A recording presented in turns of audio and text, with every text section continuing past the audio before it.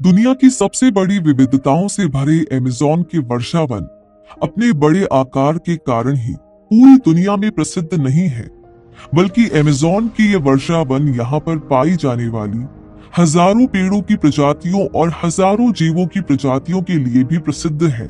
साथ ही साथ अमेज़न के वर्षावनों को सबसे प्रसिद्ध बनाने के लिए यहाँ पर रहस्यमयी अमेज़न नदी भी बहती है।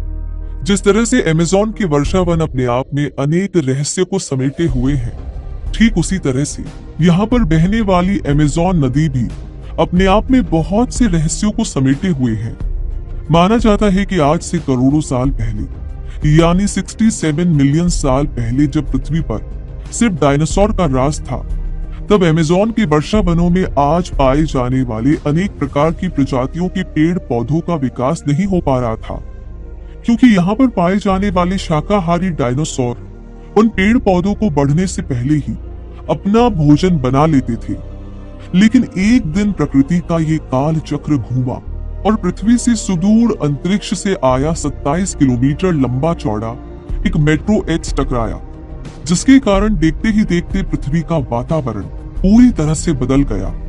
पृथ्वी पर पाए जाने वाली 75% वन्य जीवों की प्रजातियां खत्म हो गई, तो वहीं 40% पेड़ों की प्रजातियां भी पूरी तरह से विलुप्त हो गई। लेकिन कहते हैं कि विनाश के बाद ही विकास होता है। ठीक इसी पंक्ति को सिद्ध करने के लिए प्रकृति ने इतना बड़ा विनाश किया था। अगर ये विनाश नहीं होता तो पृथ्वी पर दूसरे जानवर और यहाँ तक कि मानव भी विकसित नहीं हो पाता।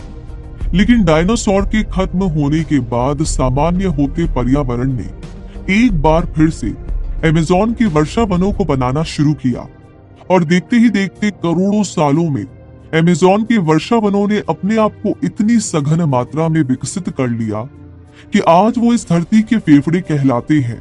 अमेज़न के वर्षावनों में पूरी दुनिया में पाए जाने वाले पेड़ों की लगभग हर प्रजाति पाई जाती है, तो वहीं पूरी दुनिया में पाए जाने वाले हर प्रकार के जीव की प्रजाति यहाँ पर पाई जाती है। अमेज़न के वर्षावन का हर क्षेत्र, हर कोना विविधताओं से लेकर जीवन की संभावनाओं से भरा हुआ है। इन अमेज़न के वर्षावनों को जीवन प्रदान करने का काम करती है यहाँ पर बहने वाली सबसे लंबी नदी अमेज़न नदी। 6,992 किलोमीटर लंबी नदी 10 किलोमीटर से लेकर के 100 किलोमीटर तक चौड़ी है। साथ ही साथ इस नदी की गहराई 20 मीटर से लेकर के 100 मीटर तक है। अमेज़न की यह विशाल नदी 3 देशों से होकर गुजरती है। हम कह सकते हैं कि अमेज़न की यह विशाल नदी 3 देशों में पीने का पानी उपलब्ध कराती है। अमेज़न के वर्षावनों से बहने वाली ये नदी पेरू, कोलंबिया और ब्राजील के अनेक शहरों को जोड़ते हुए अपना सफर अटलांटिक महासागर में गिरकर सफर पूरा करती है। अमेज़न की इस नदी के किनारों पर अनेक विकसित शहर बसे हुए हैं, जैसे इक्विटोस, लेटिसिया, तंबीका, टेफे, इटकोटियार, ओबिडो, संतेरम, अल्मेरिम, मकापा और मनोस। अमेज़न नदी की अनेक सहायक नदियां हैं, जिसके कारण इसमें वर्ष भर पानी बहता रहता है और साथ ही साथ ये नदियां इसकी लंबाई में भी बढ़ोतरी करती है। इसकी प्रमुख सहायक नदियों में मारानोम, नान्य, नापो, अम्मापियाकू, जपुरा, रियो निग्रो, पुतुमायो, बदाजोस प्रमुख हैं। ये सभी नदियां मिलकर के अमेज़न नदी के बेसिन को दुनिया का सबसे बड़ा बेसिन बनाती है। अमेज़न नदी का ये बेसिन 70 लाख वर्ग किलोमीटर एरिया में फैला हुआ है। यही कारण है कि अमेज़न नदी पूरी दुनिया के जल प्रवाह का 20% अकेले ही पूरा करती है। इतनी विशेषताएं लिए दुनिया की सबसे लंबी नदी में से एक अमेज़न नदी का जन्म अमेज़न के जंगलों में कब हुआ है? इसका जवाब है कि आज से लगभग 11.8 मिलियन से 11.3 मिलियन साल पहले अमेज़न के वर्षावनों में अमेज़न नदी का अस्तित्व आज की तरह नहीं था। पृथ्वी पर मियोसीन युग में ये नदी अपने दूसरे स्वरूप में बहती थी। इस समय यह नदी एक अंतर महाद्वीपीय नदी के रूप में बहती थी। क्रेटिशियस युग के उस दौर में जब लगातार पृथ्वी पर महाद्वीपों के बनने और खत्म होने का सिलसिला चल रहा था, तब इस युग में पृथ्वी 2 भागों में बट गई थी। लगातार होती टेक्टोनिक प्लेटों की हलचल के कारण गोंडवाना लैंड में जब अफ्रीका महाद्वीप भी इस हिस्से से जुड़ा हुआ था, तब ये नदी प्रोटो अमेज़न नदी के रूप में बहती थी। इस समय ये नदी कांगो नदी प्रणाली का ही एक हिस्सा थी, लेकिन लगातार होती पृथ्वी की प्लेटों की हलचल के कारण एक बार फिर से 80 मिलियन साल पहले पृथ्वी पर बने दोनों महाद्वीप अलग अलग हो गए और फिर जन्म हुआ एंडीज पर्वत श्रृंखला का। इस समय जहां आज दक्षिणी अमेरिका है, उस जगह की विवर्तनिक प्लेटों में हलचल होने लगी। इन प्लेटों की हलचल के कारण दक्षिण अमेरिका के नीचे की टेक्टोनिक प्लेटों में भी काफी हलचल होने लगी और वे पास पास आने लगी।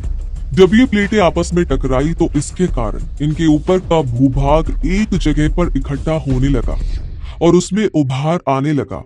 टेक्टोनिक प्लेटों और विवर्तनिक प्लेटों का कुछ हिस्सा आपस में फोल्ड होते हुए एंडीज पर्वत श्रृंखला के रूप में अस्तित्व में आया। इस समय एंडीज पर्वत के अस्तित्व में आने के बाद ब्राजीलियन और गुयाना बेडरोक की शील्ड भी एक दूसरे की तरफ बढ़ने लगे।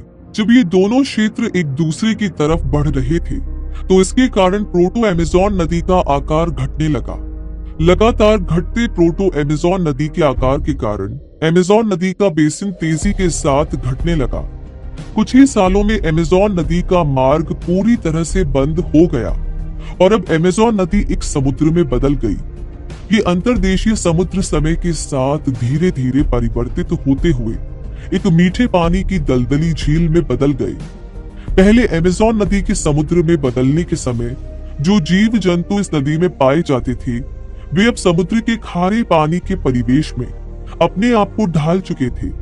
लेकिन समय के साथ धीरे धीरे अंतर्देशीय समुद्री पानी से इसका समुद्रीपन जाता रहा और ये एक मीठे पानी की दलदली झील में धीरे धीरे बदलने लगी, जिसके कारण इसमें रहने वाले जीव जंतु भी समय के साथ अपने आप में परिवर्तन करने लगे। और जब ये पूरे तरीके से एक मीठी झील बन गई, तब इसमें पाए जाने वाले सभी जीव अपने आप को पूरी तरह से मीठे पानी में रहने लायक बना चुके थे। लेकिन आज से लगभग 10 से 11 मिलियन साल पहले जब पृथ्वी पर ग्लेशियर युग का दौर आया, तब समुद्र का जल स्तर गिर गया, जिसके कारण बनी ये विशाल अमेज़न झील बह गई। झील के बहने के कारण ये एक नदी में परिवर्तित हो गई। इस तरह से पहली बार आज से लगभग 11 मिलियन साल पहले अमेज़न नदी अस्तित्व में आई। उस समय अमेज़न नदी का बहाव पूर्व दिशा की ओर था, जिसके कारण अमेज़न नदी के पानी से पोषण पाकर अमेज़न नदी के दोनों तरफ विशाल अमेज़न वर्षा वनों का विकास हुआ। ऐसा माना जाता है कि जब एंडीज पर्वत अपने आकार को बढ़ाने लगा और टेक्टोनिक प्लेट्स की गति और क्षेत्र में भूकंप आने वाले भूकंप बढ़ने लगे, तो अमेज़न नदी की दिशा ही बदल गई और पूर्व की तरफ बहने वाली नदी पश्चिम दिशा में बहने लगी। एंडीज पर्वत श्रृंखला के लगातार आकार के बढ़ने के कारण ये मार्ग पूरी तरीके से बंद हो गया और बहती अमेज़न नदी ने अपना दूसरा मार्ग निकाल लिया। इस तरह से अमेज़न नदी पश्चिम की तरफ बहने लगी। जहां पहले अमेज़न नदी प्रशांत महासागर में गिरती थी, अभी अपना सफर अटलांटिक महासागर में पूरा करने लगी। अमेज़न नदी पर काफी सालों तक लगातार रिसर्च होती रही और इस रिसर्च ने साल 2011 में चौंकाने वाले खुलासे किए। इसमें बताया गया कि अमेज़न नदी के समांतर भी एक बहुत बड़ा जल भराव क्षेत्र है, जिसे हमजा नदी क्षेत्र कहा जाता है। जिस तरह से अमेज़न नदी पूरी दुनिया की सबसे बड़ी नदियों में से एक है, ठीक उसी तरह से ये नदी काफी रहस्य से भरी हुई है। उन्हीं रहस्यों में से एक रहस्य ये है कि आज तक अमेज़न नदी की वास्तविक लंबाई पर विद्वानों में काफी मतभेद है। समय समय पर किए जाने वाली रिसर्च और खोज के आधार पर अमेज़न नदी की अलग अलग लंबाइयां मिलती रही है। ऐसा इसलिए हुआ कि अनेक विद्वानों का अमेज़न नदी के उद्गम को लेकर के अलग अलग मत है और इन अलग अलग मतों के कारण अमेज़न नदी की लंबाई भी अलग अलग है। समय के साथ होती रिसर्च के कारण अलग अलग होती लंबाई ने अमेज़न नदी को एक बार तो दुनिया की सबसे बड़ी नदी नील नदी से भी ज्यादा लंबाई की नदी बना दिया था।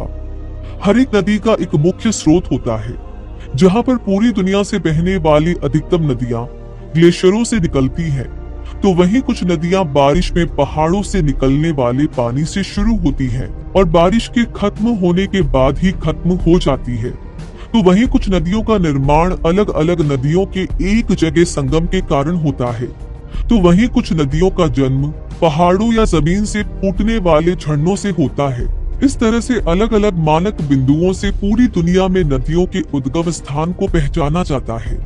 लेकिन अमेज़न नदी के मामले में ये काफी सस्पेंसिव है। अमेज़न के वर्षा जंगलों में पाई जाने वाली अमेज़न नदी दुनिया की सबसे लंबी नदियों में से एक मानी जाती है। इसका मतलब है कि दुनिया की सबसे लंबी नदी नील और अमेज़न नदी बहुत सारी नदियों के एक साथ मिलने से बनती है, क्योंकि ऐसा माना जाता है कि दुनिया की सबसे विशाल नदियां एक ही पोस्ट से नहीं निकल सकती। तो सवाल ये आता है कि कोई नदी कहां से निकलती है, इसके बारे में कैसे जानकारी प्राप्त की जाए।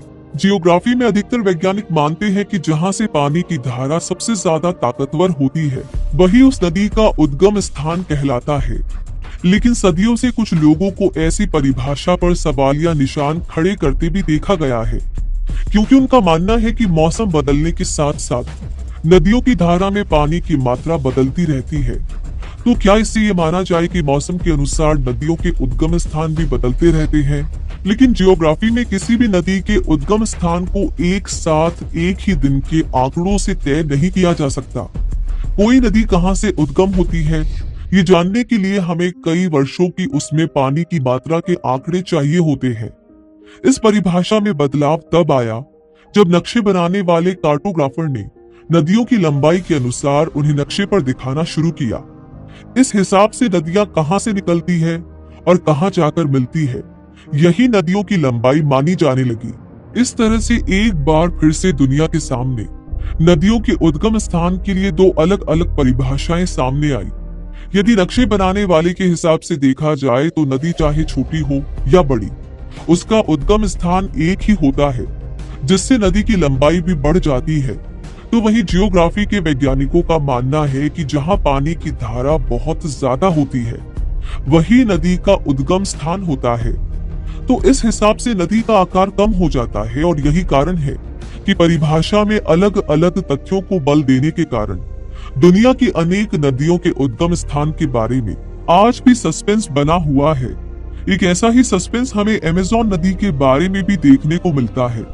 पूरी दुनिया में अमेज़न नदी की लंबाई 4200 किलोमीटर से लेकर 7000 किलोमीटर तक मानी जाती है, जिसके कारण इसे दुनिया की सबसे लंबी नदी भी माना जाता है। अमेज़न नदी दक्षिण अमेरिका के 8 देशों से होकर गुजरती है।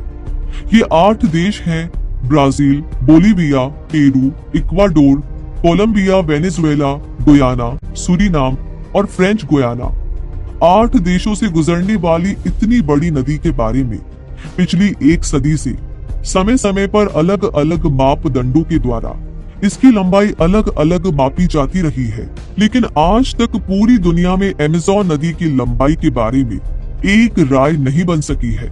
ऐसे ही प्रयास 1707 में एक भूगोलविद फादर फ्रिज ने किया था।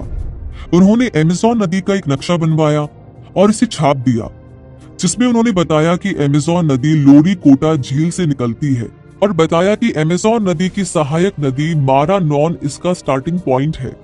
मारा नॉन नदी पेरू में बहती है। इस हिसाब से अमेज़न नदी का उद्गम स्थान पेरू में है, क्योंकि उनका मानना था कि अमेज़न नदी में सबसे ज्यादा पानी मारा नॉन नदी से ही आता है, और इस कारण से इसे ही अमेज़न नदी का उद्गम स्थान माना जा सकता है।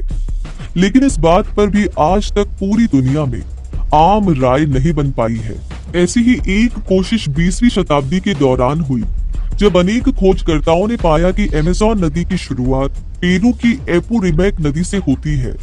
लेकिन इस बात पर भी आज तक पूरी दुनिया में सभी भूगोलवेता एक राय नहीं बना पाए। वहीं आज भी इस पर एक विवाद की स्थिति बनी हुई है। ठीक इसी तरह से पूरी दुनिया में अमेज़न नदी के उद्गम स्थल के साथ साथ सहायक नदियों को लेकर के भी मतभेद पैदा हो गया है। कोई किसी नदी को सहायक नदी मानता है तो कोई किसी नदी को सहायक नदी नहीं मानता है। इस कहानी में एक बार फिर से नया मोड़ तब आया जब 1960 में पेरू के ही एक भूगोलविद ने घोषणा की कि पेरू की एपुरिमैक नदी का उद्गम स्थान पेरू में नेवादो मिस्सी नाम की जगह से होता है, और इस कारण से अमेज़न नदी का यही उद्गम स्थान हो सकता है। 1960 के दशक में इस तरह के विचार रखने वाले भूगोल विज्ञानी थे Carlos Pena Herrera del Aguila. Carlos Pena Herrera del Aguila के सिद्धांत को ही आज अमेज़न नदी का मुख्य उद्गम स्थान माना जाता है, लेकिन इस पर भी अधिकतर वैज्ञानिक आज भी सहमत नहीं होते हैं। इस कहानी में साल 2000 में फिर से एक नया मोड़ आया। तब ये कहा गया कि अमेज़न नदी का उद्गम स्थान पेरू में कारहू असांता से होता है। पेरू में स्थित ये जगह एपूरिमेक नदी से ऊपर स्थित है और यही वो स्थान है जहां से अमेज़न की सहायक नदी एपूरिमेक का उद्गम होता है। यही कारण है कि आज अमेज़न नदी का उद्गम स्थान यहीं से माना जाता है। लगातार अमेज़न नदी का उद्गम स्थान समय समय पर बदलता रहता है। ये विवाद यहीं पर नहीं रुका। एक बार फिर से इस विवाद ने हवा लेना शुरू किया और साल 2014 में जेम्स कॉन्स ने कहा कि जिस पॉइंट को पूरी दुनिया अमेज़न का उद्गम स्थान मानती है, उसे अब बदल दिया जाना चाहिए, क्योंकि पानी की मात्रा की उपस्थिति के आधार पर देखा जाए तो अमेज़न की सहायक नदी पेरू की ही दूसरी नदी मंतारो नदी है, क्योंकि ये नदी वर्ष भर पानी से भरी रहती है और साथ ही साथ ये वर्ष भर बहती भी रहती है। अगर पानी की मात्रा के आधार पर देखा जाए तो इस नदी में दूसरी किसी भी नदी से ज्यादा पानी होता है और यही कारण है कि जेम्स कॉन्स का मानना है कि मंतारो नदी ही अमेज़न नदी का निर्माण करती है। जेम्स कॉन्स ने अपनी खोज साल 2012 में शुरू की थी। अपनी इस खोज में जेम्स कॉन्स ने अमेज़न की सहायक नदी मानी जाने वाली एपूरिमेक और मंतारो नदी का उपग्रह की सहायता से काफी सालों तक अध्ययन किया। जेम्स कॉन्स ने जब इन दोनों नदियों की उपग्रह से ली गई तस्वीरों का अध्ययन किया तो पाया कि मंतारो नदी एपूरिमेक नदी से करीब करीब 75 किलोमीटर से लेकर के 77 किलोमीटर ज्यादा बड़ी है। इसलिए जेम्स कॉन्स कहते हैं कि मंतारो नदी ही अमेज़न नदी का उद्गम स्थान है और इसके कारण अमेज़न नदी की लंबाई 77 किलोमीटर तक बढ़ गई है। लेकिन अभी भी लोग जेम्स कॉन्स की इस बात से सहमत नजर नहीं आते हैं, क्योंकि उनका मानना है कि मंतारो नदी साल के अधिकतर महीनों तक लगभग सूखी ही रहती है। जब इस नदी पर साल 1972 में बांध बनाया गया तो इसके कारण इस नदी की धारा बदल गई और इससे नदी का पानी काफी कम हो गया। लेकिन जेम्स कॉन्स का कहना है कि चाहे नदी का पानी कम हो जाए, लेकिन फिर भी मंतारो नदी में थोड़ा ही सही, लेकिन पानी तो रहता ही है। ये विवाद आज तक जारी है और कोई नहीं जानता कि अमेज़न नदी का वास्तविक उद्गम स्थल कहाँ है और अमेज़न नदी की वास्तविक लंबाई कितनी है, और ना ही हम ये जानते हैं कि दुनिया की सबसे बड़ी नदी नील नदी है या अमेज़न नदी है। अपने विशाल आकार के कारण अमेज़न नदी अपने आप में एक बहुत बड़ा इकोसिस्टम है। जैव विविधता के मामले में अमेज़न के वर्षावन और अमेज़न नदी काफी समृद्ध है। अमेज़न नदी का लगभग 54 लाख किलोमीटर क्षेत्र में फैला हुआ बेसिन अपने आप में दुनिया का सबसे बड़ा जल बेसिन है। अभी तक मिले परिणामों के आधार पर अमेज़न नदी के बेसिन में मछलियों की लगभग 3000 प्रजातियों को खोजा जा चुका है। इसके अलावा लगातार यहाँ पर खोज जारी है और उम्मीद की जा रही है कि यहाँ पर यह संख्या काफी ज्यादा हो सकती है। इसके अलावा इस नदी में केकड़े, शैवाल और कछुओं की भी हजारों प्रजातियां पाई जाती है और भविष्य में भी उम्मीद की जाती है कि यहाँ पर इनकी प्रजातियां और भी ज्यादा मिलने वाली है। अमेज़न नदी में स्तनधारियों की भी अनेक प्रजातियां पाई जाती है। अमेज़न नदी डॉल्फिन की एक विशेष प्रजाति का घर है, जिसे अमेज़न नदी डॉल्फिन कहा जाता है। ये लगभग 83 फीट तक की लंबाई में होती है और इसकी त्वचा का रंग इसकी उम्र के साथ लगातार बदलता रहता है। युवावस्था में अमेज़न नदी की डॉल्फिन का रंग हरा होता है, लेकिन लगातार उम्र बढ़ने के साथ साथ गुलाबी होते हुए अंत में ये सफेद रंग की हो जाती है। ब्राजील में डॉल्फिन को वोटो मछलियां कहा जाता है। डॉल्फिन मछली के बारे में यहाँ पर स्थानीय नागरिकों के बीच में एक कहानी प्रसिद्ध है। यहाँ के लोगों का मानना है कि ये मछलियां किनारे पर आकर सुंदर स्त्रियों में बदल जाती हैं और नागरिकों को अपनी सुंदरता में बहकाकर उन्हें नदी की गहराइयों में लेकर चली जाती है। इसके अलावा अमेज़न नदी में डॉल्फिन की एक और प्रजाति पाई जाती है, जिसे टक्कू किक्स कहते हैं। ये अमेज़न नदी और इसकी सहायक नदियों के बेसिन के साथ साथ दक्षिण अमेरिका में फैले तटीय क्षेत्रों में भी पाई जाती है। इसके अलावा अमेज़न नदी के मीठे पानी में एमेजोनियम मैनेट नाम की मछलियां भी पाई जाती है। इन मछलियों को यहाँ पर सीको कहा जाता है। ये मछलियां मीठे पानी में ही पाई जाती है। जिसकी वजह से ये एक छोटे से जल क्षेत्र में ही पाई जाती है, जिसके कारण इनकी संख्या में काफी ज्यादा कमी पाई गई है और इस कारण इन्हें संरक्षण किए जाने वाली संकट का सामना कर रही प्रजातियों में शामिल किया गया है। अमेज़न नदी और इसकी अनेक सहायक नदियों के कारण ये काफी विशाल जल क्षेत्र का निर्माण करती है। इस विशाल जल क्षेत्र के कारण यहाँ पर काफी संख्या में जल में शिकार करने वाले शिकारी जानवर भी पाए जाते हैं। इस कारण अमेज़न नदी के जल बेसिन क्षेत्र से लेकर के अमेज़न नदी की सभी सहायक नदी का पानी यहाँ पर पाए जाने वाले ऊदबिलाव का सबसे सुरक्षित घर माना जाता है। इसकी शिकार की प्रवृत्ति और मांसाहारी जानवर होने के कारण इसे रिवर वुल्फ के नाम से भी इस क्षेत्र में जाना जाता है। ये पानी में रहने वाली मछलियों को अपना शिकार बनाता है।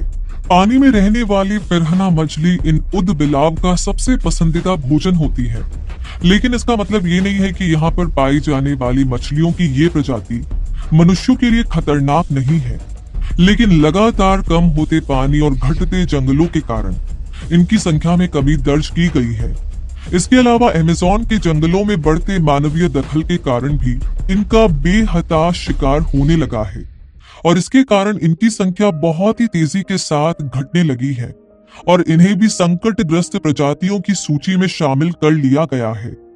अमेज़न नदी पानी में पाए जाने वाले सांपों की प्रजाति के निवास के लिए सबसे बेहतरीन जगह मानी जाती है। अमेज़न नदी के उतले पानी में अनेक प्रकार के सरीसृप की प्रजातियां पाई जाती हैं। यहाँ पर पानी में रहने वाला सबसे लंबा सांप एनाकोंडा पाया जाता है, जिसे अमेज़न नदी के उथले पानी में अपने नथुने को पानी की सतह के ऊपर रखकर तैरते हुए देखा जा सकता है। इसके अलावा इस नदी के पानी में रहने वाला सबसे खतरनाक शिकारी कीमैन भी पाया जाता है। ये छिपकली की सबसे बड़ी प्रजातियों में से एक है। ऐसा माना जाता है कि कीमैन इस नदी में पिछले 8 करोड़ सालों से पाए जाते हैं। इस नदी के जन्म से पहले ही कीमैन की प्रजाति ने इस जल क्षेत्र पर अपना राज करना शुरू कर दिया था। ये इस पानी में पाया जाने वाला सबसे फुर्तीला और सबसे खतरनाक शिकारी जानवर माना जाता है। पानी में रहने वाला ये जीव लगभग 5 मीटर तक लंबा होता है और लगभग 500 किलो वजन का होता है। अमेज़न नदी के इस उथले पानी में हरे रंग के एनाकोंडा भी पाए जाते हैं, जो पानी में रहने वाले अजगरों की एक प्रजाति है। ये एक ऐसी प्रजाति है जो पूरी दुनिया में सिर्फ अमेज़न के वर्षा वन में बहने वाली अमेज़न नदी के उथले पानी में पाए जाते हैं। अमेज़न नदी मछलियों की हजारों प्रजातियों का सबसे अनुकूल घर माना जाता है। पूरी दुनिया में अमेज़न नदी ही एक ऐसी नदी है जहां पर यहाँ मछलियों की विशाल प्रजातियां पाई जाती हैं। प्रकृति का ऐसा अद्भुत नजारा आज तक किसी भी नदी के जल बेसिन में नहीं देखा गया है। यहाँ अभी तक लगभग 5600 प्रकार की मछलियों की प्रजाति खोजी जा चुकी है, लेकिन ये खोज आज भी जारी है और हर रोज वैज्ञानिक मछलियों की अनेक प्रजातियों को खोजने का काम कर रहे हैं। ऐसा माना जाता है कि अमेज़न नदी में मछलियों की इतनी ज्यादा प्रजातियां पाई जाती हैं कि हर साल यहाँ पर मछलियों की 50 नई प्रजातियां खोज ली जाती हैं। अमेज़न के जल की इस जैव विविधता के भरे क्षेत्र में अरपाइमा नाम की मछलियां पाई जाती हैं। इन्हें ब्राजील में पिरारुकू के नाम से जाना जाता है। मछलियों की ये प्रजाति मीठे पानी में ही पाई जाती है। इसे दुनिया की ऐसी सबसे बड़ी मछली माना जाता है जो मीठे पानी में पाई जाती है। यहाँ पर पाई जाने वाली अरपाइमा 15 फीट तक लंबी होती है। इसके अलावा यहाँ पर अरोवाना और खतरनाक पिरान्हा मछलियां बड़ी मात्रा में पाई जाती है। इस पानी में पाई जाने वाली ये मछलियां शिकारी मछलियां मानी जाती हैं। इन मछलियों में से अरोवाना सबसे बड़ी शिकारी मछली मानी जाती है, जिसका आकार लगभग 47 इंच तक होता है। अमेज़न नदी के इस उथले पानी में पिरान्हा मछलियों की 30 से लेकर के 60 प्रजातियां पाई जाती हैं। इन्हें सर्वाहारी मछलियां माना जाता है। ये मछलियां नदी के पानी में आने वाले जानवरों को अपना शिकार बना लेती हैं और इन मछलियों की कुछ प्रजातियां तो मनुष्यों को भी अपना शिकार बना लेती हैं। मनुष्यों का शिकार करने वाली सबसे खतरनाक पिरान्हा मछली लाल पिरान्हा यहाँ काफी संख्या में पाई जाती है। अमेज़न नदी के हर कदम पर जलीय दुनिया काफी आश्चर्य से भरी मिलती है। इसे देखकर लगता है कि प्रकृति ने इसे काफी मन से बनाया है, क्योंकि यहाँ पर जलीय जीवों की इतनी प्रजातियां पाई जाती हैं कि आप गिनते गिनते गिनती ही भूल सकते हैं। अमेज़न नदी में कैटफिश की भी एक प्रजाति पाई जाती है, जो कैटफिश की 1200 प्रजातियों में से एक मानी जाती है। इसके अलावा यहाँ पर कैटफिश की दूसरी प्रजाति कुमा कुमा भी पाई जाती है। ये मछली अपने आकार और वजन की वजह से इस प्रजाति की सबसे बड़ी मछलियों में से एक मानी जाती है। कुमा कुमा मछली का आकार अमेज़न नदी में लगभग 12 फीट तक पाया जाता है, तो वहीं इसका वजन 200 किलोग्राम तक पाया जाता है। इसके अलावा यहाँ पर अपने आप को शिकार से बचाने के लिए इलेक्ट्रिक करंट का प्रयोग करने वाली खतरनाक इलेक्ट्रिक ईल भी पाई जाती है। इस नदी में ऐसी इलेक्ट्रिक ईल की 100 से भी ज्यादा प्रजातियां पाई जाती हैं। ऐसा नहीं है कि अमेज़न नदी दिखाई देने वाली बड़ी बड़ी मछलियों से लेकर छोटी छोटी मछलियों का ही घर है। ऐसा भी नहीं है कि ये कैमिन जैसे विशाल कार सरीसृप से लेकर के विशाल काल एनाकोंडा सांप का ही घर है, बल्कि इसके इस मीठे और उथले पानी में अनेक प्रकार के मैक्रोबायोटा भी प्रचुर मात्रा में पाए जाते हैं। पानी में पाए जाने वाले इन मैक्रोबायोटा पर आज तक बहुत ही कम रिसर्च हुई है, लेकिन फिर भी अमेज़न नदी में इनकी भी कई सारी प्रजातियां पाई जाती हैं। यहाँ मिलने वाले मैक्रोबायोटा में से कुछ प्रमुख मैक्रोबायोटा इस प्रकार है। क्रेना चिरियोटा, गैमा प्रोटोबैक्टीरिया, अल्फा प्रोटोबैक्टीरिया, बीटा प्रोटोबैक्टीरिया प्रमुखता से पाए जाते हैं। इस विशाल अमेज़न नदी की करीब 1100 से भी ज्यादा सहायक नदियां हैं। इन 1100 सहायक नदियों में से करीब 12 नदियां तो ऐसी है जो 1500 किलोमीटर लंबी है। इनमें से कुछ नदियां इस प्रकार है जो अमेज़न की सहायक नदियां हैं और काफी विशाल है। मदीरा नदी ये ब्राजील की सबसे प्रमुख नदी है और इसकी लंबाई करीब 3250 किलोमीटर है। पुरुष नदी ये भी ब्राजील से निकलने वाली नदी है और इसकी लंबाई करीब 3210 किलोमीटर है। ये नदी भी अमेज़न की प्रमुख सहायक नदियों में से एक है। इनके अलावा अमेज़न नदी में जपुरा नदी भी मिलती है, जो 2820 किलोमीटर लंबी है। टोंकिटिन्स 2639 किलोमीटर लंबी है। अर्गुआया नदी, जो कि टोंकिटिन्स की प्रमुख सहायक नदी में से एक मानी जाती है, ये यहाँ अमेज़न की भी सहायक नदी है और इसकी लंबाई 2627 किलोमीटर है। जरुआ नदी, जिसकी लंबाई 2400 किलोमीटर है। रियो निग्रो की लंबाई 2250 किलोमीटर। तपजोस, जिसकी लंबाई 1992 किलोमीटर। जिंगू, जिसकी लंबाई 1979 किलोमीटर। उकायाली 1900 किलोमीटर लंबी नदी है। गुआपोरे 1749 किलोमीटर लंबी और ईका 1575 किलोमीटर लंबी अमेज़न की सहायक नदी है। अमेज़न नदी की अनेक सहायक नदियों के होने के कारण ये दुनिया का सबसे बड़ा जल बेसिन क्षेत्र का निर्माण करती है। दक्षिणी अमेरिका का 40% इलाका अमेज़न नदी के जल बेसिन क्षेत्र में आता है, जो 70,50,000 किलोमीटर लंबा है। अमेज़न नदी में वर्ष भर बहने वाले पानी के कारण अमेज़न नदी अमेज़न की विशाल वर्षा वनों को विकसित करती है।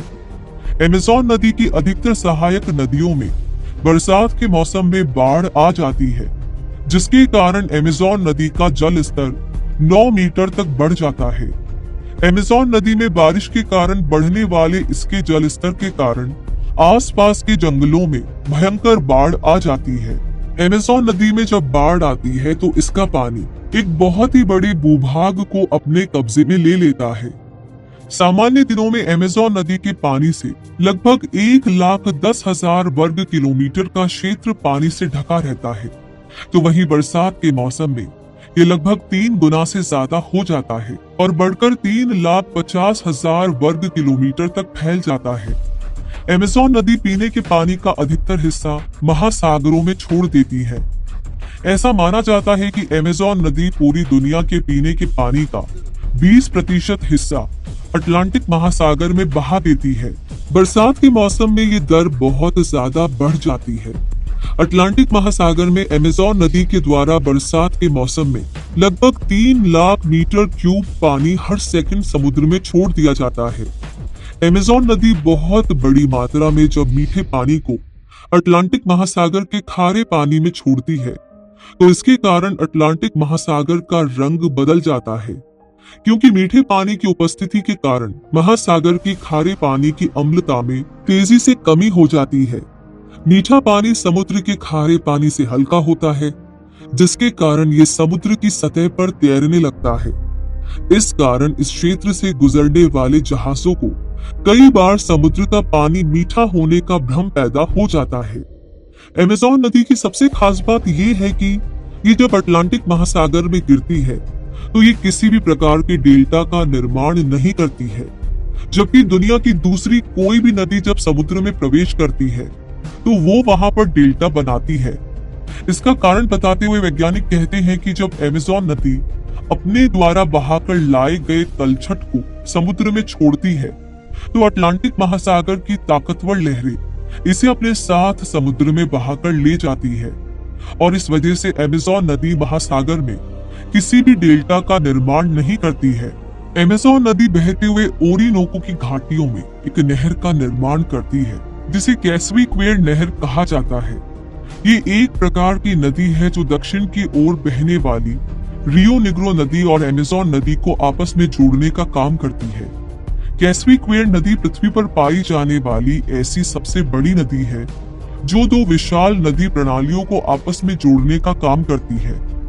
अमेज़न नदी पूरी दुनिया में अपनी विशाल लंबाई और इसमें पाए जाने वाले प्रचुर जैव विविधताओं के लिए पूरी दुनिया में प्रसिद्ध है।